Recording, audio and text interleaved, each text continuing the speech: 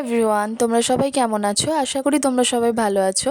তো আজকে আমাদের রান্না হবে মোচা। ও বাড়ি থেকে মাই মোচাগুলো পাঠিয়েছিল আর আমি এখন বসে পড়েছি মোচা ছাড়াতে।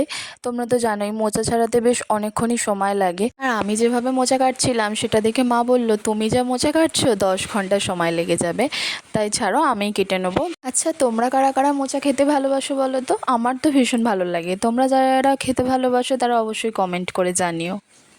আমি মোচা কাটতে পারছিলাম না বলে মা বললো যে তুমি চিংড়ি মাছগুলো তাহলে বেছে দাও না। দেখো, আমি এখন চিংড়ি মাছগুলোকে নিয়ে একটু নাটক করছি আর কি। ভিডিও করছি বলে কথা, নাটক তো একটু করতেই হবে বলো। এত বকবক না করে আমি চিংড়ি মাছগুলো তাড়াতাড়ি বেছে নিয়ে চলো।